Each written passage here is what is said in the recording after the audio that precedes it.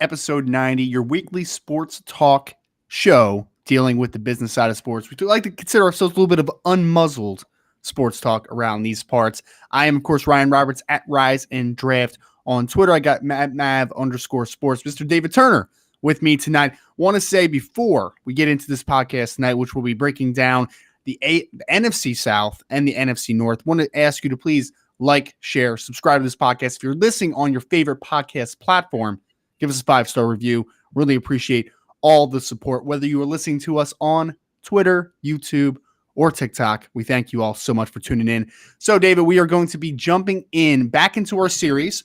We've been working through the whole AFC, and how we're doing this is that we're going team by team, and we're picking one positive thing that we like about this team going into 2022 that we think could make them a contender, or at least give you some hope or optimism for the season.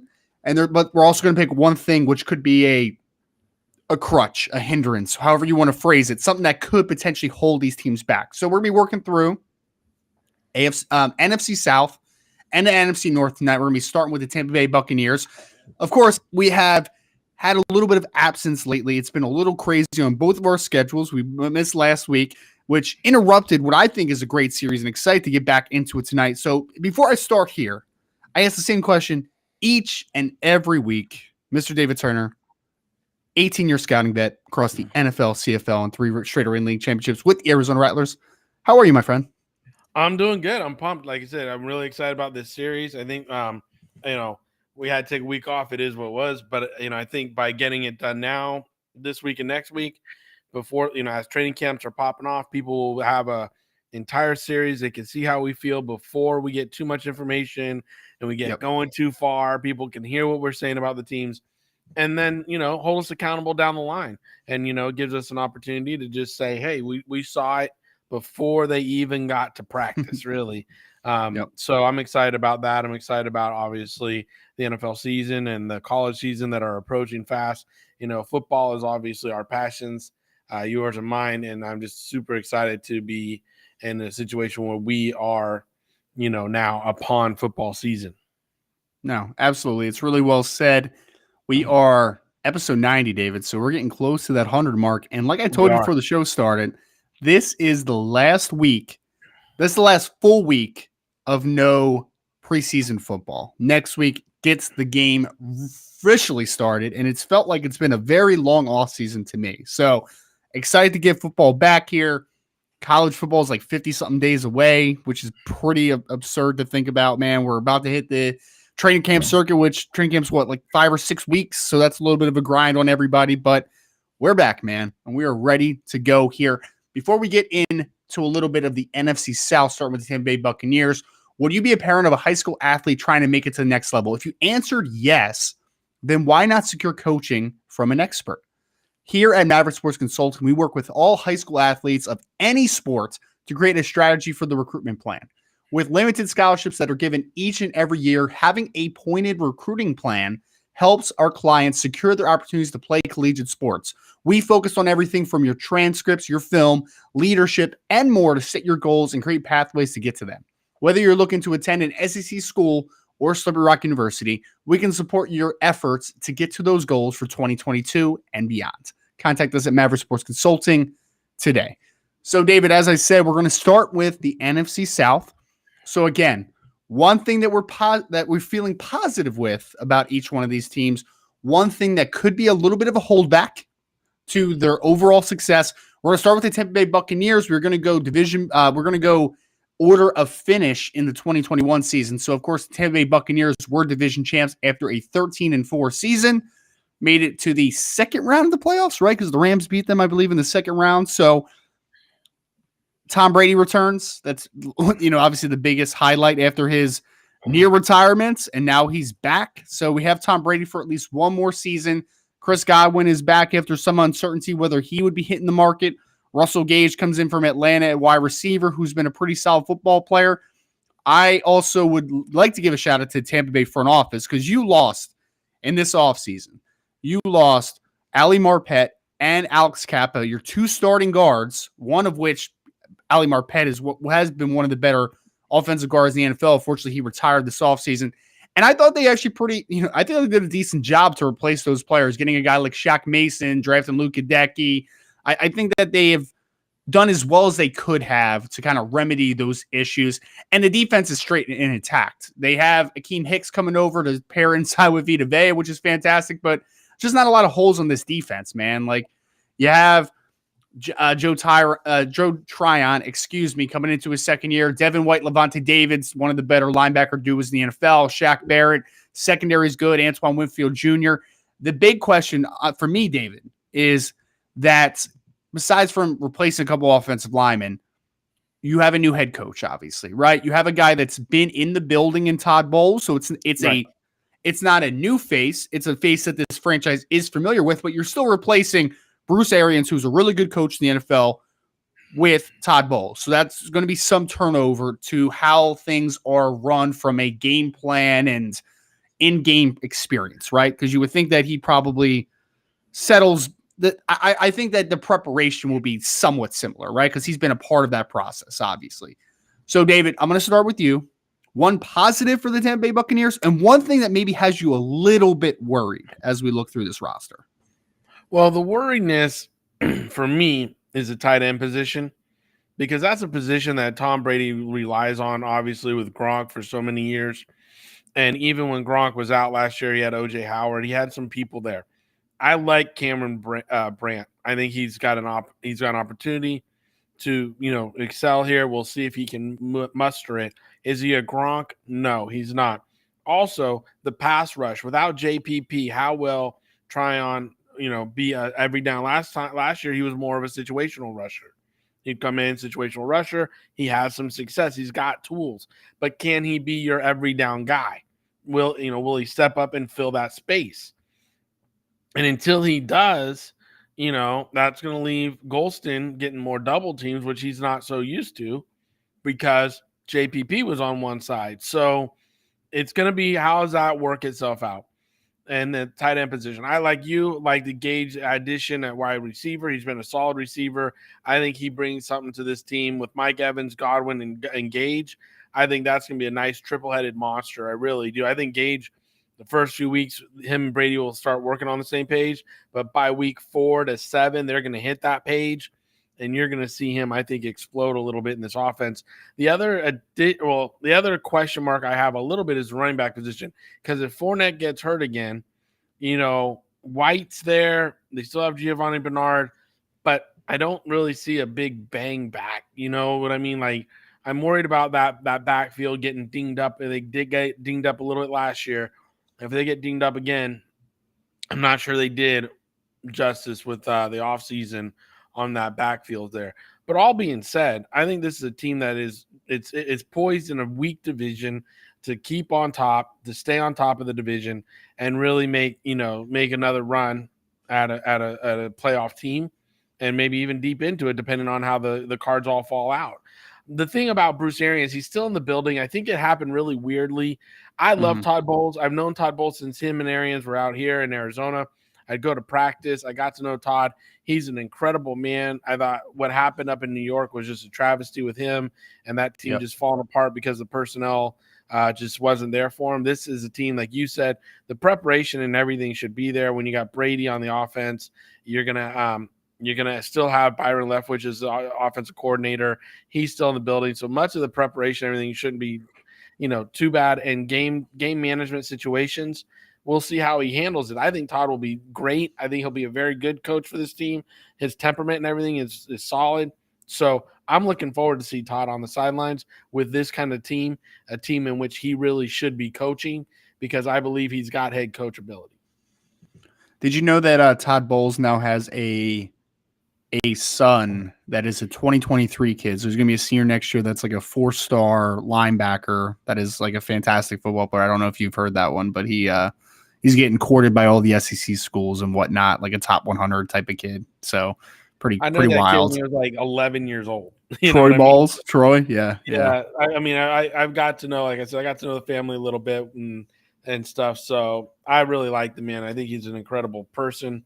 I think he's a very smart football coach, but I think he's a good leader of men too. I think his defenses everywhere he's been, they've played their butts off for him. And here now he's got Brady, Leftwich. He's got a decent offensive line, like you said. I think he's going to have great receivers. We just got to see if the backfield and the tight end position holds up for him to really, make that offense lethal. And to save some time, like we did the last couple weeks, I know just for people out there, both of us are not going to completely dive deep into every team that we're talking about. So I'm just going to add like a couple little context, right? I mean, anytime you have Tom Brady, right? Like you have a chance. It's right? I mean, you're going to win 10 plus games. You're going to make the playoffs as long as Tom Brady stays healthy. It's going to, even the year in New England where he got hurt and didn't play and Matt Castle came in, they still won 11-5, right? Like it's something where Tom Brady just kind of has that feel to him that success is going to follow whatever team he's on. So you have Tom Brady. I am a little worried about Leonard Fournette. I don't know if you saw these reports, David. I don't fall victim to pro football talk often, right? Because it's a lot of clickbait stuff. But the rumors are that, and I saw a video of him. He didn't look like he was in great shape. That he's up to 260 pounds right now, man, and it's not great. It's just not great, And that's what I'm saying. He got banged up last year.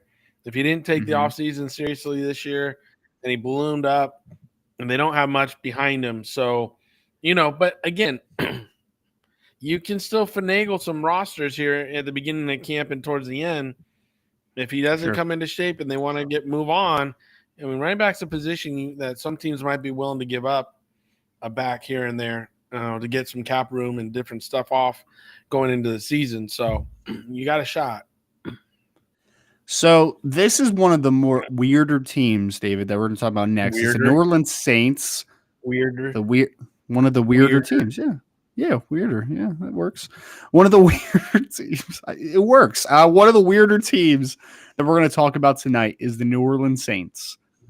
They, of course, lost Sean Payton this offseason. Dennis Allen takes over, who was already the defensive coordinator. So there's some familiarity, obviously, there. Pete Carmichael is still the offensive coordinator. So they have a lot of the same faces that are leading this organization. It's just, head coaching change, though, right? So this team, David's weird. And I'm going to kind of break it down here. It's a weird roster, man. It's odd, right? They have 2 first-round picks. They take Trevor Penning. Thought it was a little bit of a reach. Chris Olave also thought it was a little bit of reach, but they're both good football players, right? So they're going to come in and they're going to play a lot of football. You have Michael Thomas, who you're hoping is finally back from what's been a couple injury-plagued years. Jarvis Landry comes in from Cleveland as the slot receiver. Cool. Offensive line is mostly intact aside from that change at left tackle. But after that, David, because they have Alvin Kamara, who's a dynamic player, but it's always going to come back to me that your quarterbacks right now on this roster are Jameis Winston, Andy Dalton, Ian Book. Because I think when you look at the defense even, which I haven't even mentioned yet, I mean, you got Cameron Jordan, Pete Werner entered his second year, Demario Davis, who's one of the more underrated football players in the NFL, regardless of position. You have safety trio of Marcus May and Tyrann Mathieu, and there's just so much good here, man. There's a lot of good. You have Marshawn Lattimore. Chauncey Gardner-Johnson was the safety nickel that kind of makes up that trio. It's a really good roster defensively, and there's some hope for optimism offensively. So I don't think this roster is barren. So the positives is that I like the defense is the positive. This is a good defense. If you told me the New Orleans Saints had the best defense in the NFL in 2022, I would be like, okay, I get it. There's dudes there all the way around that roster. But at the end of the day, man, is Jameis Winston going to do it for you? Are we betting on that one? Are we hitching our wagon? If he gets hurt again, are you hitching your wagon that Andy Dalton's going to be good enough?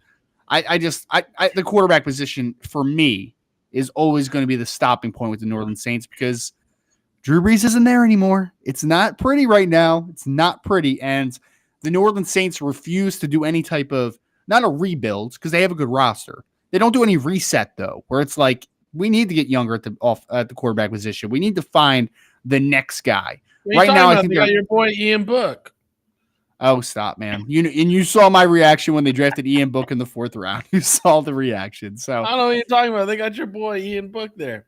yeah, it was never my boy. All-time leading quarterback in the Notre Dame history, though, as if that matters to the NFL right now. But yeah. No, I agree with you. I think, well, you know what? I think the Jarvis Landry, Thomas Olave mix up, this gives you a lot of length, in my opinion. Big receivers, so with wide catching radiuses. All three of those guys have wide catching radiuses. So the inaccuracy of Jameis Winston is going to be with favorable catch receivers there. They don't have really good tight ends, and I mean Taysom Hill is he's a gadget player that can do all sorts of stuff, but it's not real. It's not a real tight end position that's there. Running back, like you said, you got Kamara, but then you got the old man Ingram, who I love to death. But come on, I mean, what is this? Like, is he 42 yet? I mean, is he my age? Come on. But like you said, this team is built with defense to stop their divisional opponents, create turnovers, give them short fields, and then this team can win 17-14 games. I'm saying 17-14 type scores in games. Yeah. If they get into the 24-35 type game, that ain't going to be there. That if this defense, gives up a bunch of points in a game, Jameis Winston and his offense is not going to be able to come from behind and win. And I think they know their identity. That's the good thing about this team. I think they know their identity. They invested in their identity, and that was his defense. And that's why they added Tyrann Mathieu, and they made sure they showed things up there, because this offense, again, it's going to be a Jekyll and Hyde all year. There are going to be some games that they explode, and you're going to go, oh, my gosh, like when they play Carolina. It's going to be an oh, my gosh. But then they're going to come and play somebody else, and it's going to be like, oh, wow. So, I see this team being like a 7-win team, being honest with you, 7-10 type team. If they do 9-8, I won't be surprised. But it's still that kind of roster for me, especially on the offense. Again, I just don't know how explosive they're really going to be. And as Dennis Allen, I like him as a defensive coordinator. I really like him as a defense coordinator. I don't know if he's the head coach material. He's not the same presence as a Sean Payton. So it's going to be a little different for me on the sidelines and the game management and all that stuff. So, again, I'm not a huge Saints. I'm not buying the Saints this year. I think they're treading water. They're going to try to win games with defense. They might back into the playoffs, but I don't really see it.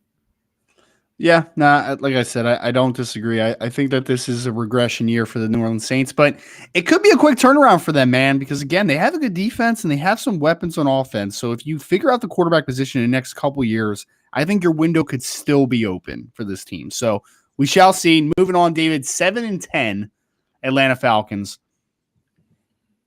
How do I want to phrase this, David? How do I want to phrase this? Be nice. I'm trying. This roster's awful. We have some dear is friends. That nice enough? Falcons. This roster's bad. I mean, I can't be super nice about it, man. Like, and I'm going to let you dig a little deeper into the positives, negatives. I'm just going to kind of break through a couple of the offseason moves. A couple that I liked. Drafted Drake London, who I liked out of USC. They traded for Bryan Edwards out of Las Vegas, who I thought was a very underappreciated wide receiver, and I think that he's going to do pretty good stuff with them. You have Kyle Pitts heading into his second year after a 1,000-yard season as a rookie tight end last year. Really good football player.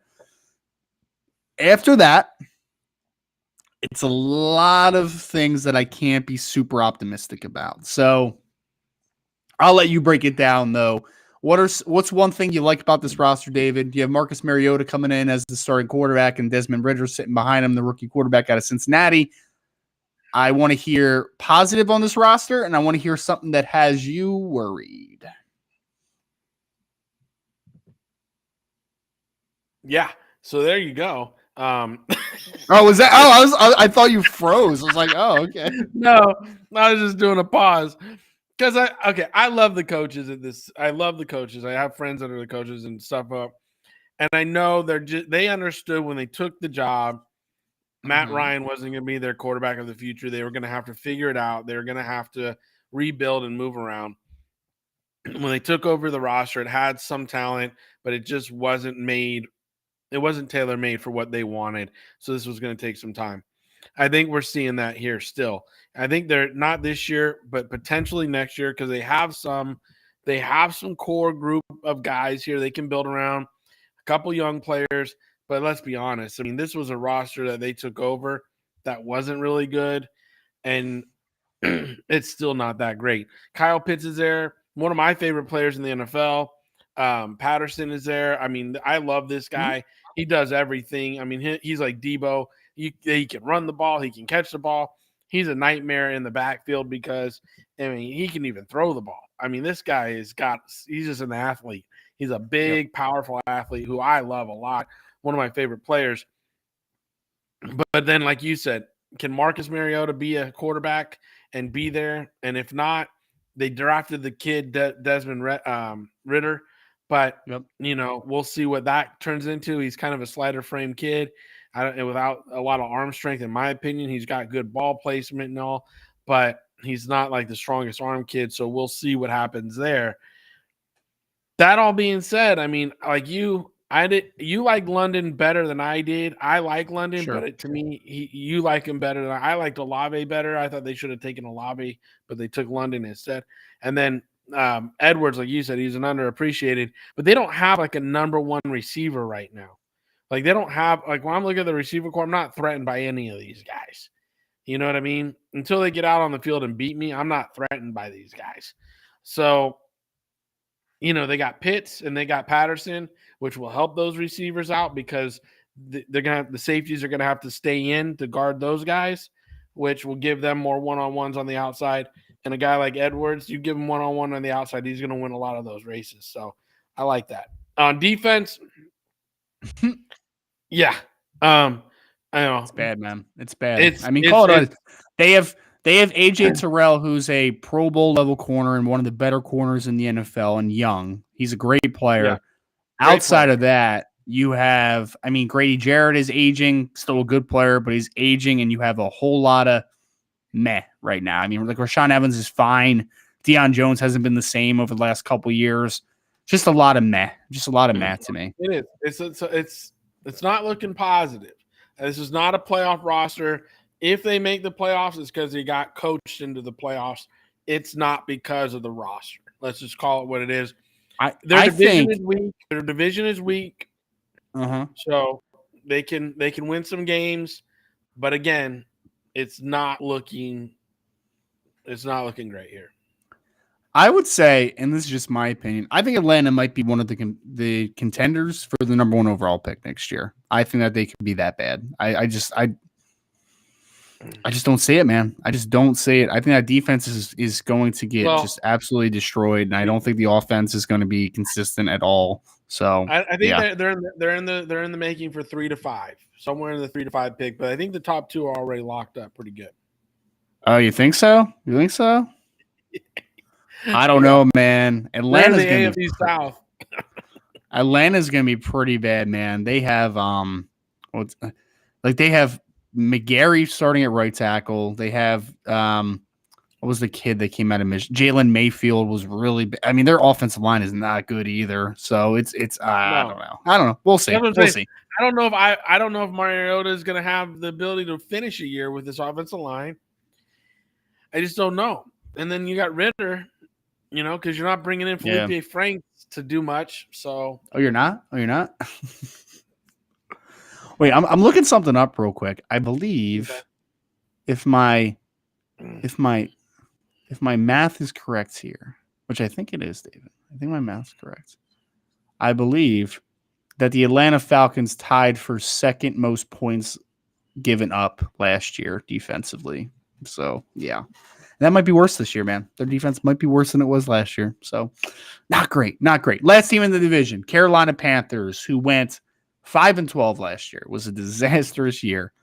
I know we tried to be pretty optimistic about, maybe what Sam Darnold could do coming over there from Cleveland. We were trying. Yes, from the Jets, and he wasn't The good. first few weeks, I mean, the first 2 weeks. First 3 weeks, I think he was looking pretty good, and then he hit. I He forget what won me team he some played, DFS. man, and then it He was won me just some DFS. He won me some DFS in the first 3 weeks. yeah. And then the problem was the last 14 weeks were bad. like it wasn't even like okay. It was awful. So Oh my the big God. move. What? It was that bad, right? It was Don't that even- bad. It was, you know, I was working for the Panthers. My daughter's a big Panther fan. She's got her McCaffrey jersey on every Sunday. She wants to know the Panthers score. She wants it on the TV. And I had to watch the Panthers on the TV while I'm watching the Giants on the computer. And it was just bad. I mean, I had to watch every one of those games when she was here. And I was just like, this is killing me. It's not great, man. It's not great. And the quarterback position was so not good that they not only drafted Matt Corral in the third round of Ole Miss, they also just recently traded for Baker Mayfield. So they're going to have, I know, but they're going to have a little bit of battle there. Christian McCaffrey is a fantastic running back, but has been very banged up over the last couple years, has not played a ton of football.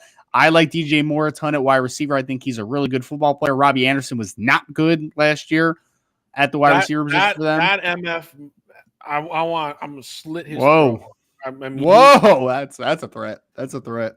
That kid.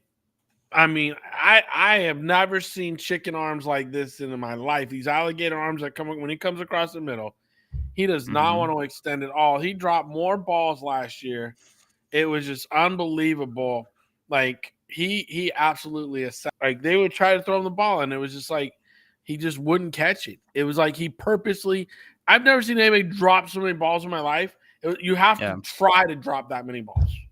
It was awful, man. It really was, because it was really awful too, David, because the year before he was good. Like he had a good year the year before. I know. He was really good. He had like 90-something catches the year before, 1,000 yards. He was a good player the year before. Didn't make any sense. And yes, I'm mad because he cost me DFS points and stuff, because I would take him and then he kept dropping and then I would lose. Yeah. And I was getting mad because I know, like you, the year before he had such a good year. I could see the game plan. They were game planning him. And there were just times he was wide ass open and he would drop the ball. And I would just get so frustrated. Yep. It's not great, man. It's not great. So a couple more of the positives on this roster. And I'm going to kind of hit my biggest positive and then the negative. Brian Burns is a good football player playing defensive end, still young. Derek Brown, I think, is a good defensive tackle, still young. Shaq Thompson has been a consistently good linebacker over the course of his career, good football player. And they have J.C. Horn coming back from injury, who, before he got hurt last year, was balling, playing great football. So I think he's going to be a good football player for them. So there are a couple building blocks defensively, because then Jeremy Chinn's been a pretty good player too, as their strong safety hybrid linebacker type of guy. But there's just a lot of holes otherwise on this roster defensively. CJ Henderson's not very good. Matt Ioannidis is okay, but he's been a little bit injured. Damian Wilson's just a guy. Dante Jackson has not been great for them over the course of his career. And the offensive line's bad. Like it just is. Even if Ike Ekwonu, who was the top 10 pick for them, ends up being a good football player, they still have question marks at pretty much every other spot on this offensive line. So Taylor Morton to me is a solid. Yeah, Moton's solid player. Yep. I don't disagree. With that. But I mean, we're talking about Brady Christensen, Bradley Bozeman, Austin Corbett. Like, right. So my biggest positive, though, David, I already mentioned it. I think there are some extreme building blocks on this team. I think when you look at Brian Burns, Derek Brown, Shaq Thompson's getting a little older, so I'll leave him out of the young core designation. Jeremy Chinn, J.C. Horn, DJ Moore, like that is the young core that you have. I would like to throw Christian McCaffrey in there, but he's a running back that's been injured the last 2 years pretty much, right? So that's tough for me to throw him into a core situation. So you have that core. Hopefully Ike Ekwonu is the guy that you think he is. It's the top 10 pick, because then he'll be a part of that core as well. So I do think there's some young talent here, which gives me hope. Why I'm not optimistic? Just too many holes in this roster, man. I'm not even going to harp on the quarterback position, because we know it's a joke right now, right? Like Baker Mayfield wasn't very good last year, but even he was a ton better than Sam Darnold was. Like the quarterback position is not great, but there is just holes on this roster throughout. Starting corner opposite J.C. Horn linebacker positions outside of Shaq Thompson, pass rush outside of Brian Burns, offensive line like Robbie Anderson at the other wide receiver. Like there's just a lot of holes on this roster, which gives me obviously this is a full rebuild, and they're also in an awkward situation because Matt Rule is fighting for his coaching life this year, and he's got a roster with a lot of holes in it, man. Well, so okay. Yeah. Yep. Yes. Okay. Let me do one thing. I Sure. see you talking about Cowboys up here on TikTok. We're getting to Cowboys next week. The Cowboys will be on next week's show. This week is AFC North or NFC North and South. We'll talk about Cowboys next week. But other than that, you talk about I mean Baker Mayfield, with all the reports coming out of Cleveland of the distraction that he is and how he doesn't get along with people and the diva that he is. Sure. And then you're going to put him with a Matt Rule, who to me is not the most watch it capable coach in the NFL. I thought it was going to be a lot meaner than that. Go ahead. You saw me thinking. Yes. Coach of the NFL. Now, when Baker doesn't agree with what the coach wants to call and what he wants to do, that's just not a good situation. And I love Fit. I love their GM a lot. I do. I don't see that meshing was a good meshing personality-wise with Baker and the coach. And I don't understand why he brought Sam Darnold down. Sam looked good in camp and all, and rewarded Sam with a contract extension before they even played week 1. To me, those are two moves from the personnel side that I really didn't understand and get, because this last Baker Mayfield move was that's just a desperation move, right? Like you're just like, I need to save my job, Fitterer. Like, can you save me here? Like, So, here's the thing is, like, if I'm Fitterer, I'm not making that move unless the owner has told me I'm surviving past this coach. Sure. Because if I'm Fitterer, I'm like, I'm not putting Baker Mayfield and this coach in the same room unless it's what the coach wants. And once the coach gets fired, I get to stay, because this is not the same. This is not a good pairing, in my opinion. I think there's going to be infighting here, and that's going to cause problems. Where Sam Darnold, there's not going to be infighting because Sam isn't the type of diva that Baker is. Okay. But now you got Sam Darnold making a lot of money. You got Baker making money. You're kind of like, holy crap, you got a lot of money tied up in this, and neither one of them are really big on trade markets, so it's going to be hard to see what happens here to me. And then you got backups like Corral and Walker, who are different play styles. Like Walker and Corral to me are more mobile quarterbacks that can throw on the run and do some things, whereas Baker's a shorter guy. He needs a little bit. I mean, he can roll out, but he needs more of a pocket. I know he likes to run, but that's where he gets hurt. And Sam is definitely a pocket guy. So again, you got a hodgepodge, a quilt, going on here at the quarterback position, which is the main position in sports. So, not to have cohesivity there, I think it's going to be a struggle. Again, at the receiver, I like Marshall. I like Moore. I think those two young receivers are going to be really good. I think it's going to be fun to watch them try to make something out of this quarterback position. But if they ever figure out the quarterback position, I think those two young receivers are going to be fun to watch. I really think they pair well together. They mesh well. I think it's going to be fun to watch. Ian Thomas is a good, serviceable tight end. They'll have to upgrade there at some point. But, Chuba Hubbard had a really good rookie year last year when he filled in for McCaffrey. He did well. So I'm on board with that backfield, that 1-2 punch. The defense is good. It's not great. It's good. It's okay. It's all right. So you're gonna win some games here. But again, I don't see this roster being a playoff roster. I think the coach gets fired after this year, and I hope Fitterer has got his insurances that he'll be there to name the next coach, seeing that he came in after year 1 of this coach and was able, took on the job. I think the owner owes him the ability to go and find a next coach. But again, remember, this is the owner that flew down to Baylor or wherever they got this guy, and they gave him a 7-year contract for $70 million. So, this coach is that a lot? That's like the biggest contract in the NFL at that time. So, you know what I'm saying? So it's like you go down there and you give this guy, and I think this is only year 3 for this coach. So at the end of this season, you still got $40 million coming to you. It's not great, man. It's not great. What do you want me to say? It's not great. You got a lame duck head coach. You have a GM that I'm sure is hoping that he survives this regime, and you got a roster with a lot of holes in it. But again, there are some nice. It's a nice core defensively, so I feel good about that situation. You just need to figure out this offense very, very quickly. So, Dave, we're going to move over to the NFC North. We're going to start with the division champions from 2021. That is the Green Bay Packers, 13-4. Actually, before I get into that, David, quick ad read for everyone out there, because I appreciate everyone listening. Have you screwed any sponsorships with your name, image, and likeness yet? No, but what's keeping you from earning money or gaining products today? It's probably access to companies. Maverick Sports Consulting can connect those dots for you. We believe in the power of athletes making a living off of their own likeness while also going to college. If it's simply that you don't have access to companies, don't let that keep you from being successful. Contact us at Maverick Sports Consulting so we can help you navigate the pathway to gaining corporate sponsorships for your collegiate career. An athlete's earning potential is limited. Why wait until tomorrow to start earning today?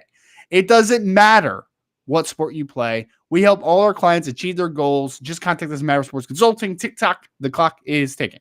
All right, David, Green Bay Packers. I'm going to let you start here. Couple highlights of the offseason.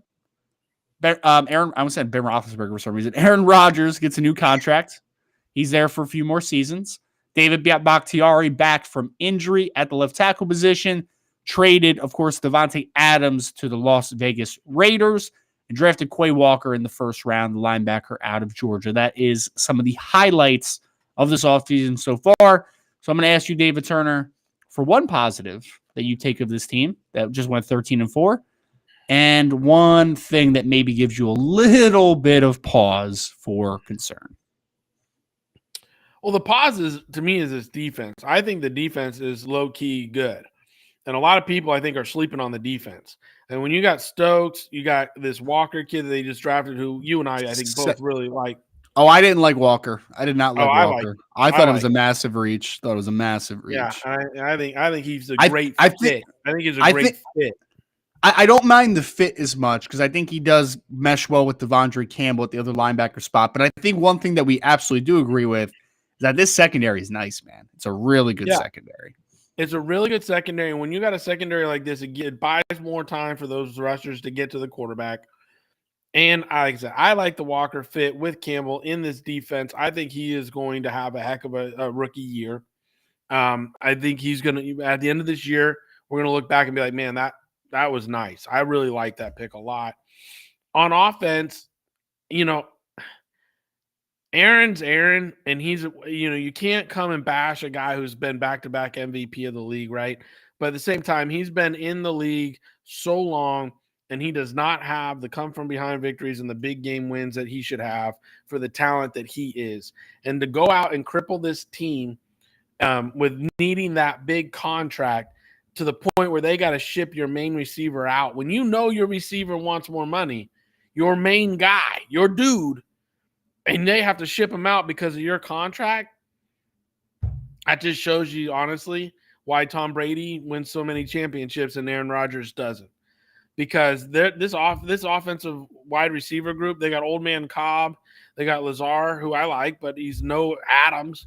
And then they went and got Sammy Watkins. I mean, they had to get rid of two receivers in order to fit Aaron Rodgers' contract. And they didn't upgrade the offensive line. Bakhtiari goes down, they're screwed again on offensive line.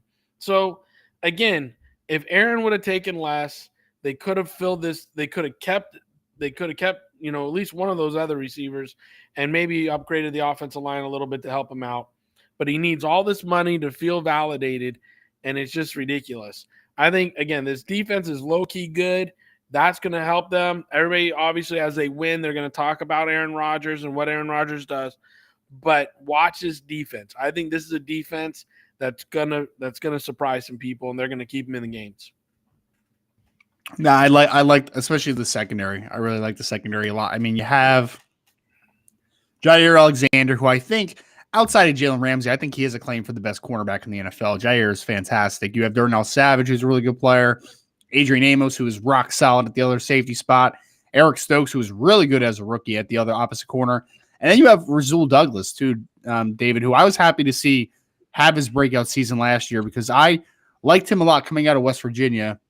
And I really thought the Philadelphia Eagles just used him so poorly throughout his career, man. Like he had some interceptions because he has decent ball skills, but I really thought they misused him a ton. And he flourished last year at Green Bay. So I was happy to see kind of that rebirth. So I agree. I think the biggest positives for me is that defense, I think, should be a good defense overall. I think that secondary is fantastic.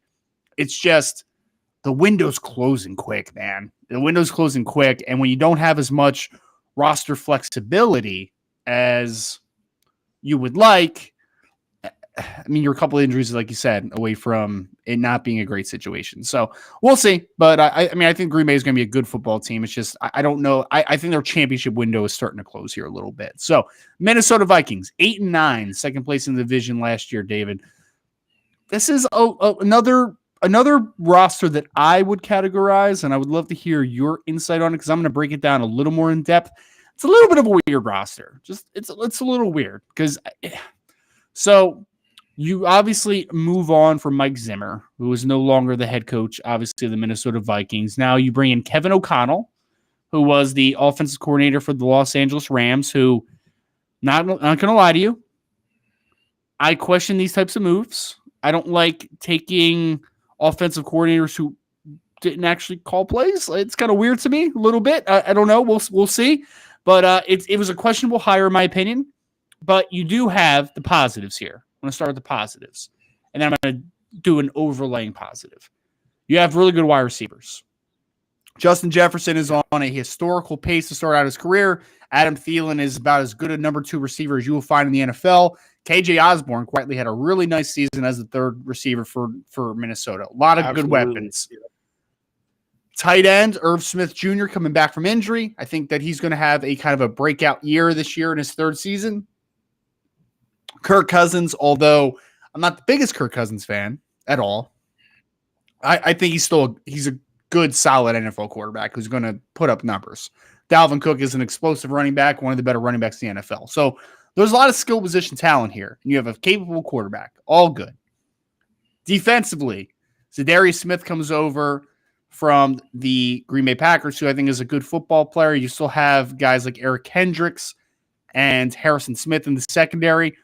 But I'm actually going to start here, David, because they drafted Lewis Cine, who I like at safety out of Georgia in the first round as well.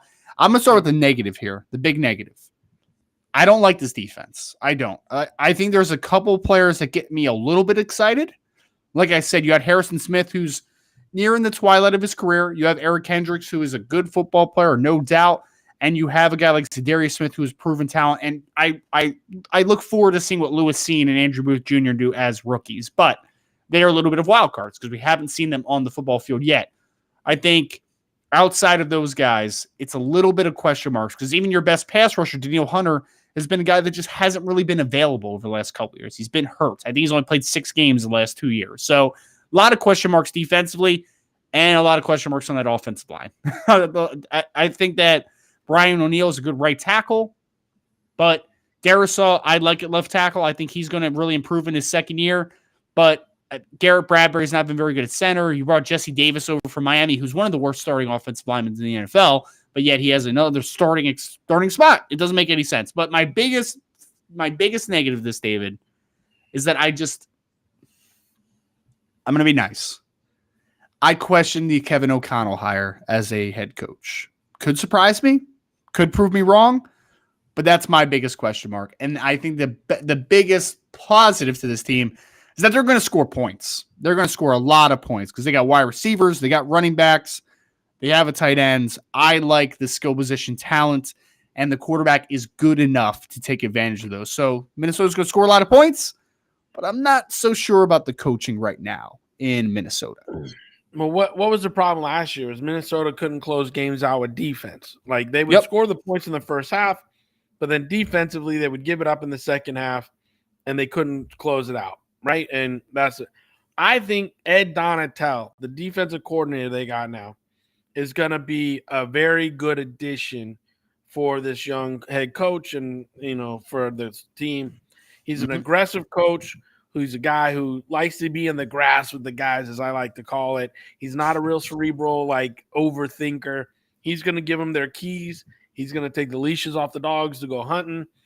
Plus, you got leadership with Patrick Peterson, Harrison Smith in the back end.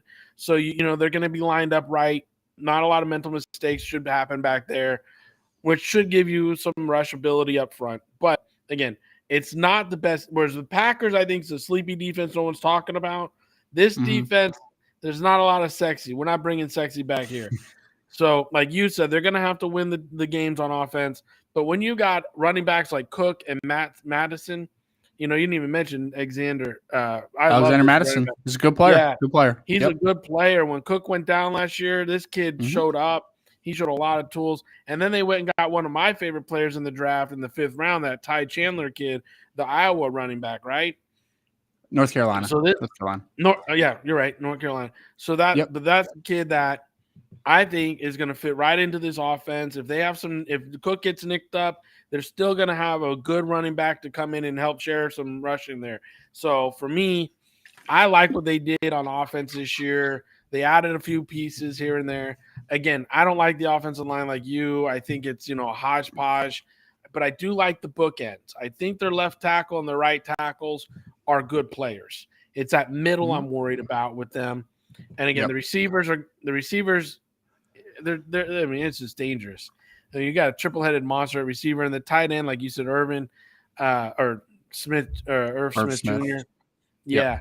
I mean, he's a talented young player that, again, if you're a fantasy owner and you get him, you're going to be happy because, again, a lot of defenses got to double cover the outside, going to leave him open.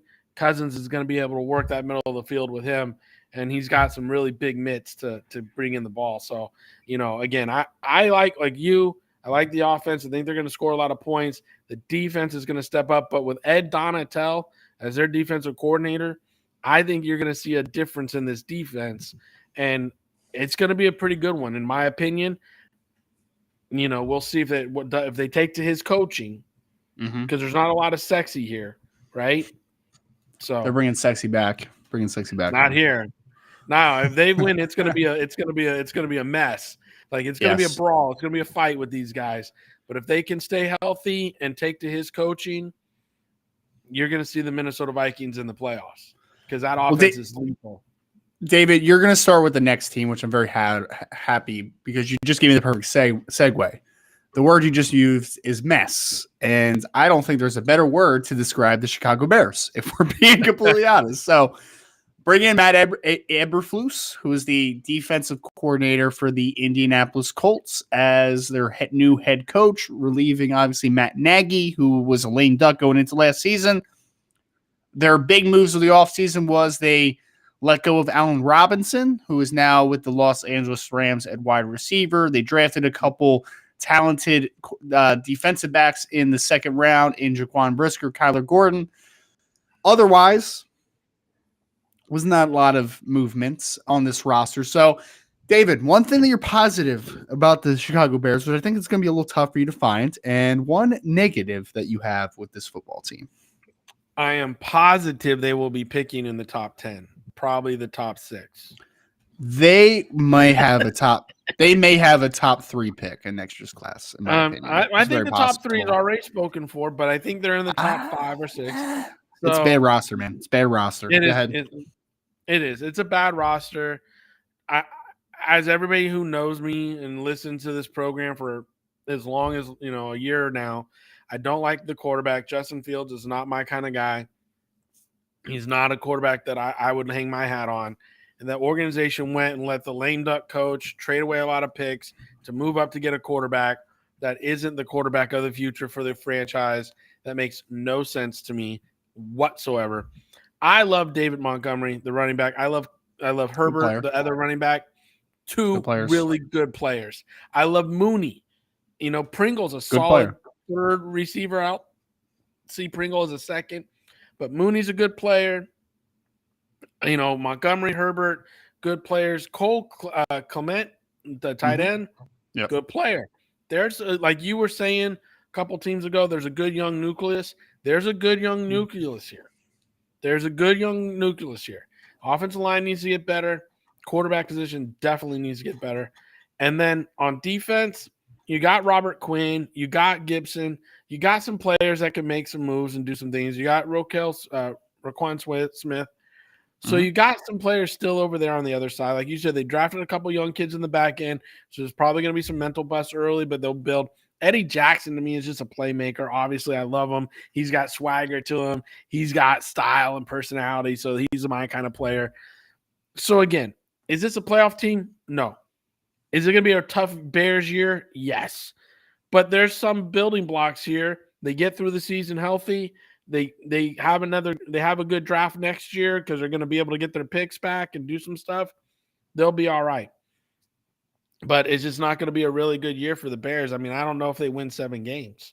And that's being honest, and I'm not trying to be disrespectful. I'm just looking at this roster, and let's just say Justin Fields isn't it and they want to pull him. You got Trevor Siemian and you got Nathan Peterman behind him, which, again, doesn't give you a lot of confidence for this roster to be able to win a lot of games. The Chicago Bears let go of their best wide receiver in Allen Robinson this offseason, and right now they have a 5th-round rookie left tackle slated to start. They did not upgrade this offensive line at all. This offensive line is bad.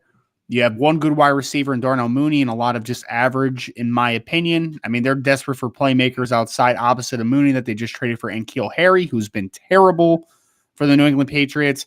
So I agree with you. Like, David Montgomery is a good football player. Darnell Mooney is a really good young wide receiver.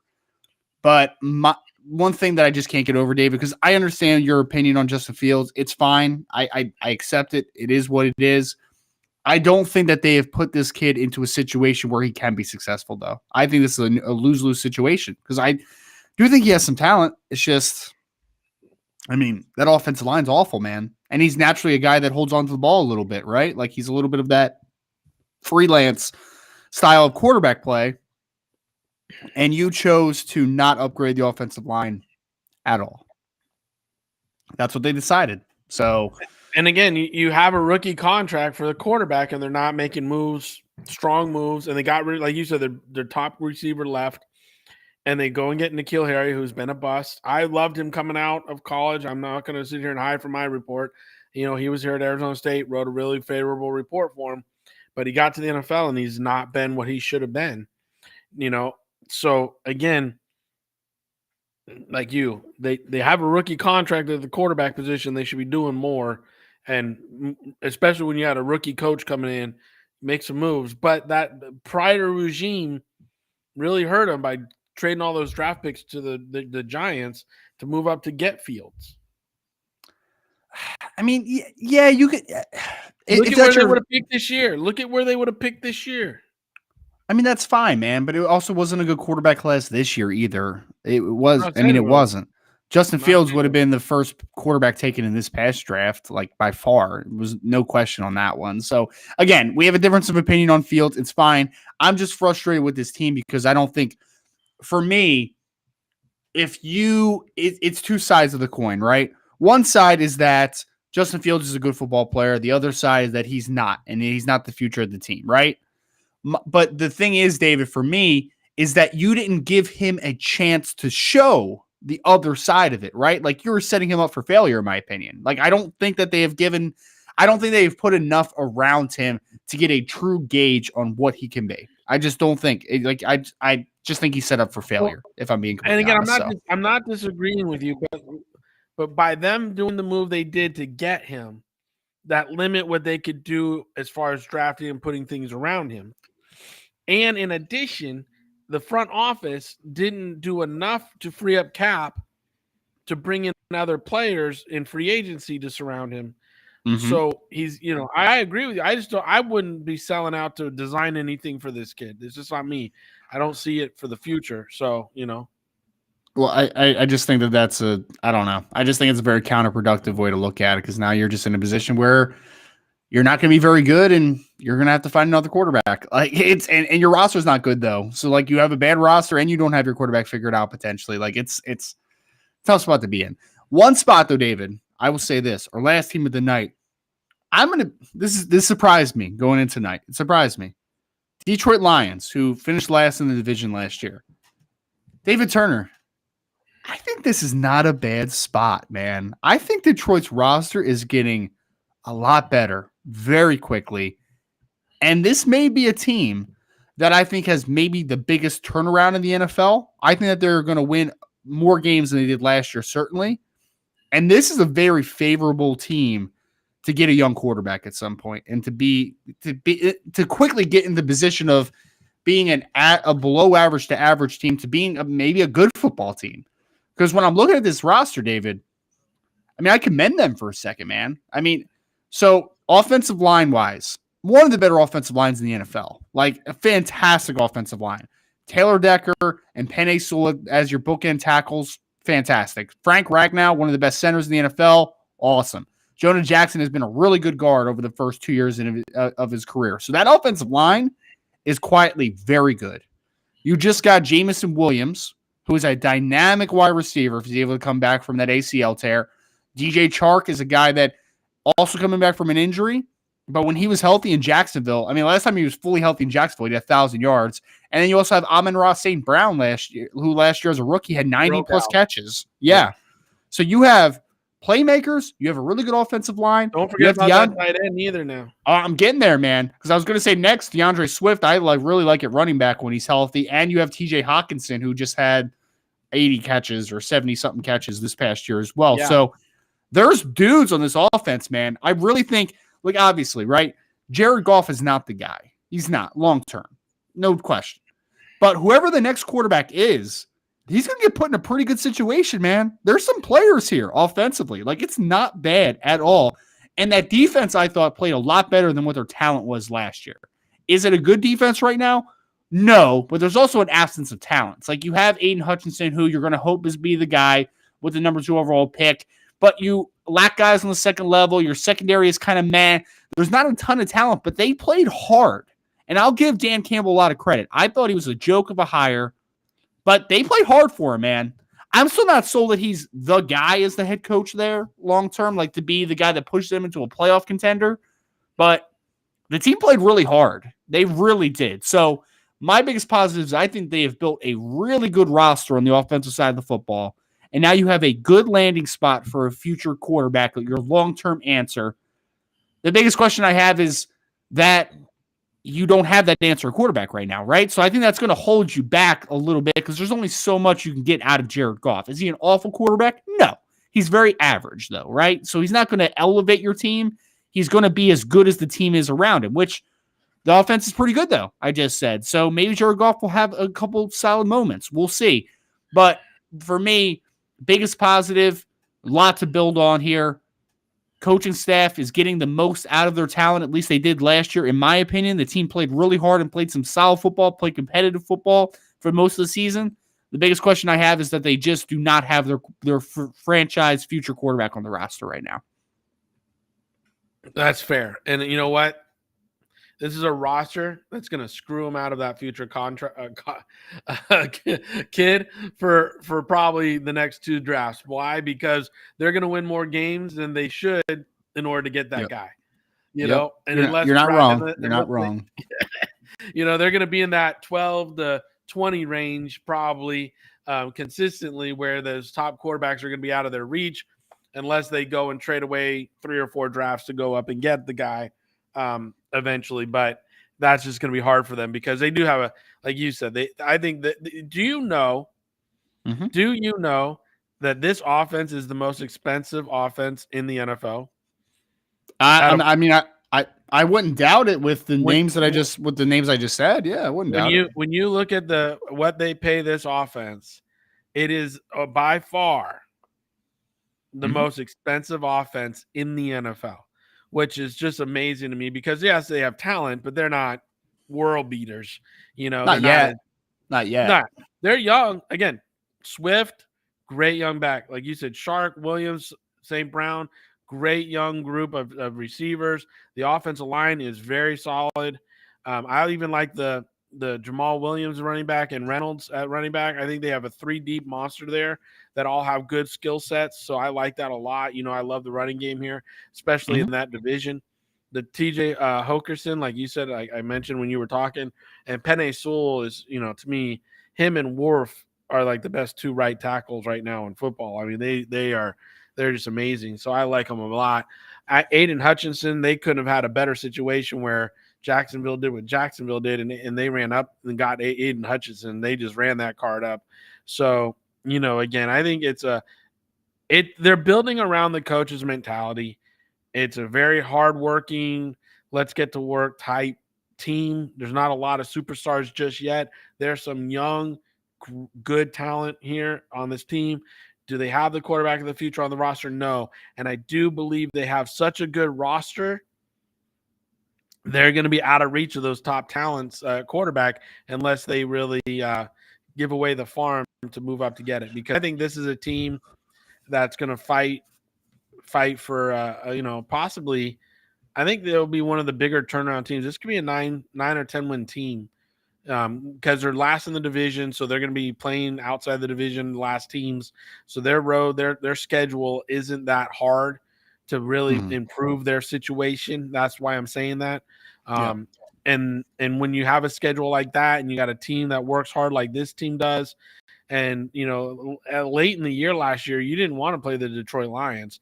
They were on a roll late in the year. They were winning a lot of games, and they were fighting hard. So, this is a team that I think is going to come out of training camp this year a lot better off than last year. I think this is a hungry young team. It's going to be fun to watch, and they could be a sleeper on a wild card type run this year. Yeah. Now, I was going to end the conversation with David that I wouldn't be shocked if this team is contending for a wild card spot. I just wouldn't. Yeah. I think that they have – it's a good roster, man. Offensively, anyway. Defensively needs some work. You don't have your quarterback, but, offensively, they've put their team, I think, in a decent position right now. So, want to thank everybody again for joining us for Mav Sports Take, episode 90 tonight, breaking down a little bit of the NFC North and the NFC South. We're going to be breaking into the NFC West. NFC West and NFC East next week as our final preseason preview for these rosters in this roster management series. So, David Turner, I'm going to flip it to you for the last word of tonight. We are good on timing tonight, and we did a good job, I think, breaking down a lot of these teams. So, last word of the night for you, Mr. David Turner. Well, really quick, Double D's in on us on TikTok right now. She stopped by in our live. Nice. Thank you very much. We love you, Double D. We got to have you back on the show soon with football season kicking off here. Cannot wait to see you again and have you back on the show. So that being said, my last thought of the night is, hey, with the turmoil and troubles that we're all feeling in the world today, and when we walk out the front door, what we're experiencing, please enjoy football. Please enjoy sports in general. Enjoy that we get to sit back, talk about these young men and women in sports in a way in which is about healthy competition, respectful within the playing rules of whatever sport they're in, and enjoy sports. Don't ruin it with other stuff, because really these young men and women that play sports, that are athletes, that are gifted, that are able to get paid to play a game, really, that's what they want to do. They just have a passion for it, and they just want to play a game. Let's not bring everything else into this and just enjoy the sports that are coming. Obviously, Ryan and I are fired up for football season that are around the corner, but there's baseball going on, basketball, summer league, hockey's going to kick off, I'm sure, sometime because they never stop playing.